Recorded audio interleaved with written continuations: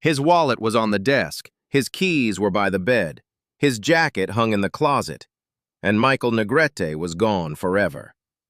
In this episode of Vanished, we investigate one of the most baffling, unsolved college disappearances in American history, the Michael Negrete disappearance.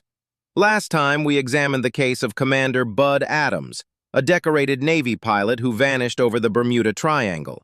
Today, we turn to a case much closer to home, a UCLA missing student who walked out of his dorm room in December 1999 and was never seen again.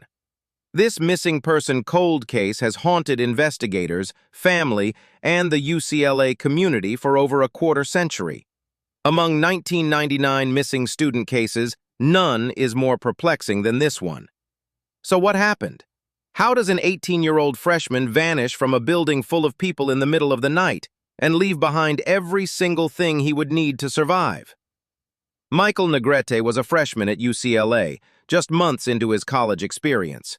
By all accounts, he was a bright, social young man from Monterey Park, California.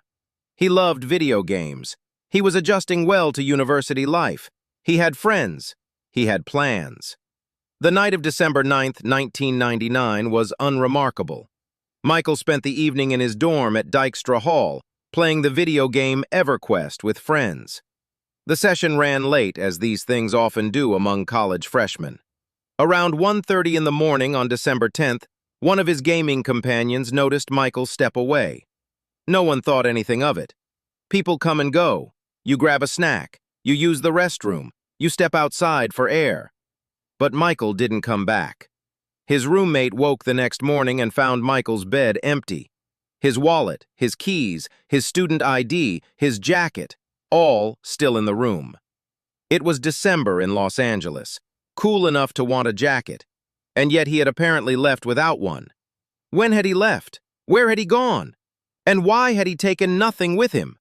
These are the questions that have defined this case for more than 25 years. Michael's family reported him missing almost immediately. UCLA police launched a search of the campus. Volunteers fanned out across Westwood. Flyers went up on every bulletin board, every lamppost, every storefront window. If you find stories like this as gripping as I do, consider subscribing. There's a new one every single week. The LAPD joined the investigation. Searchers covered the surrounding neighborhoods, parks, and drainage channels. Cadaver dogs were brought in. Helicopters surveyed the area from above. The effort was enormous, and it produced nothing. Investigators reviewed security footage from the dorm, but the cameras of 1999 were not what they are today. Coverage was limited. Resolution was poor. No definitive footage of Michael leaving Dykstra Hall was ever recovered. Think about that. An entire building, hundreds of students, and no camera captured the moment he walked out. Hundreds of tips poured in over the following weeks and months. Each one was followed up. Each one led nowhere. Without physical evidence, without witnesses, without a clear motive for departure, the investigation fractured into competing theories, none of which has ever been confirmed.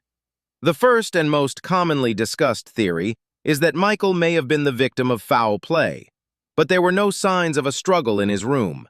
No blood, no damage, no threatening messages or known enemies. Michael had no reported conflicts. He had no known involvement with drugs or criminal activity. If someone harmed him, they did so without leaving a single trace. The second theory suggests Michael may have left voluntarily, perhaps in a state of emotional distress. Some who knew him said he had seemed somewhat down in the days before his disappearance, though accounts conflict. Others described him as perfectly normal.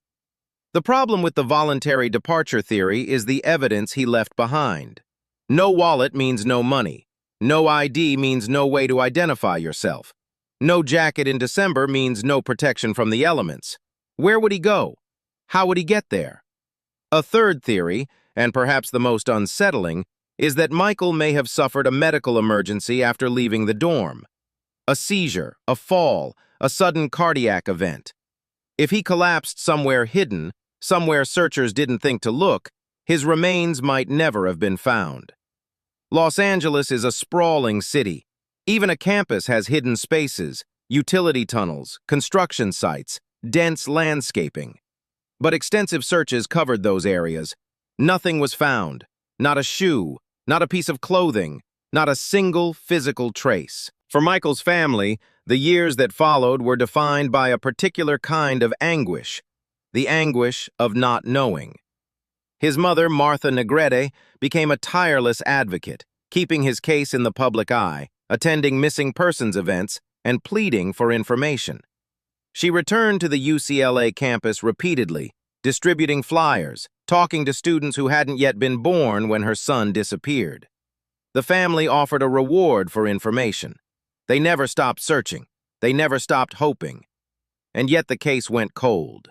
The LAPD has never officially closed it. Michael Negrete remains listed as a missing person. His case number sits in the files alongside thousands of others, but few are as inexplicable as this one. Here is what haunts investigators to this day. There is no crime scene. There is no body. There is no confirmed sighting after 1:30 in the morning. There is no motive for foul play. There is no motive for running away. There is no digital trail. This was 1999, before smartphones tracked our every movement, before social media cataloged our lives in real time. Michael Negrete stepped into a gap between two eras. He disappeared in the last days of an analog world, just before the digital revolution that might have saved him. A cell phone ping, a credit card transaction, a surveillance camera with high-definition clarity. Any one of these might have told us where he went. But in December 1999, none of them existed in the way we know them now. Some cold cases are eventually solved by advances in DNA technology or by deathbed confessions. Michael's case has benefited from neither.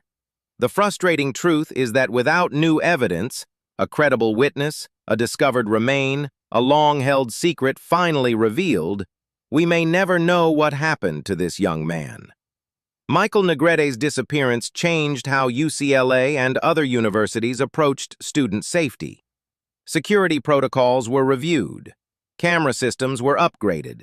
The case became a touchstone in conversations about campus security and missing persons awareness.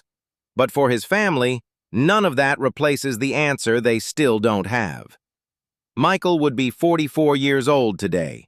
His case remains open, and someone, somewhere, may hold the piece of information that finally explains how an 18-year-old walked out of his dorm room and into oblivion. If you know anything about the disappearance of Michael Negrete, contact the Los Angeles Police Department. Even the smallest detail could matter after all these years. Subscribe. We investigate a new disappearance every single week, and next time we travel to 1949 Hollywood. A young actress named Jean Spangler kissed her daughter goodbye, walked out the door, and left behind only a torn note with a cryptic message. Her story is one you won't forget.